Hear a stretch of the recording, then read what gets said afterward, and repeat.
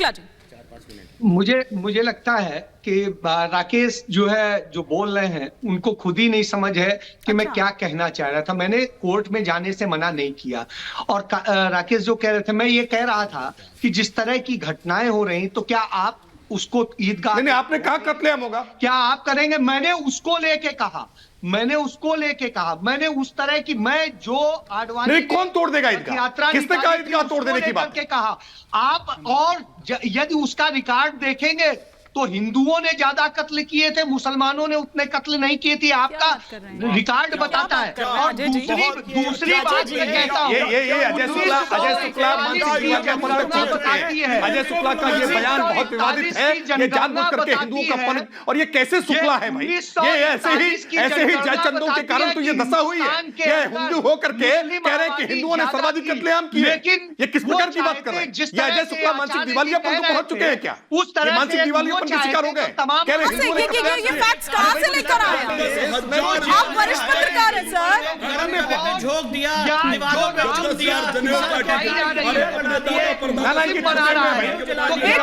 मजहब हिंदू ही है नहीं है, पूजने की बजाय उसको अपमानित करेंगे तो कमोबेश जिस तरह के हालात पैदा किए जा रहे हैं। अजय जी, स्टूडियो से विष्णु जी कुछ कह रहे हैं। एक सेकंड।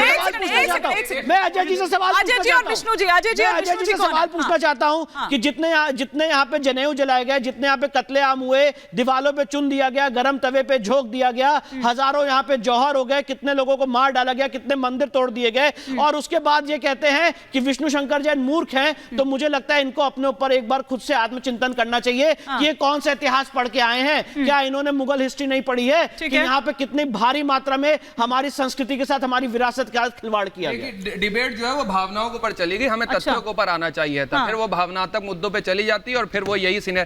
तीन चीजें निकल करके आई। एक, विष्णु साहब ने कहा कि हाँ, संविधान को बदलने के लिए सेक्युलर लफ्ज को हटाना चाहिए। आज आपको कैसे संविधान याद आ गया? दूसरी बात, आज आपको कैसे संविधान याद आ गया?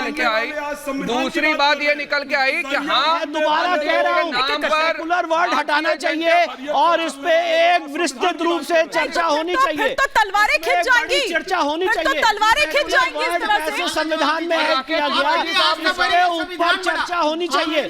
सेक्युलर वर्ड संविधान में, अच्छा, प्रोविजन में नहीं। आज आप ये सवाल पूछ रहे हैं, आज आप ये सवाल पूछ रहे हैं। वाह अंग्रेज साहब, मतलब ये कितना सेलेक्टिव अप्रोच है आपकी।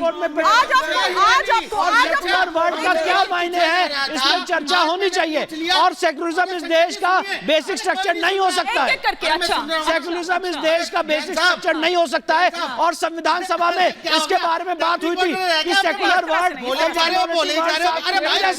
ठीक है, वर्ड हटना चाहिए। और फिर से कह रहा हूँ, और इस पर चर्चा होनी चाहिए। हाँ, पूछिए। मैं पूछ रहा हूँ, आपके लिए आस्था बड़ी है संविधान बड़ा? मेरे लिए आस्था भी बड़ी और संविधान भी बड़ा है। अगर आप मेरी आस्था के केंद्र पे, दोनों बड़े। संविधान ने आस्था को फंडामेंटल राइट दिया आर्टिकल 25 में। अगर आप मेरे कृष्ण जन्मभूमि के अंदर आके वहाँ पे मस्जिद तामील करेंगे तो उसकी लीगल लड़ाई लड़ी जाएगी। ब्रेक लेना है, मुझे ब्रेक लेना है।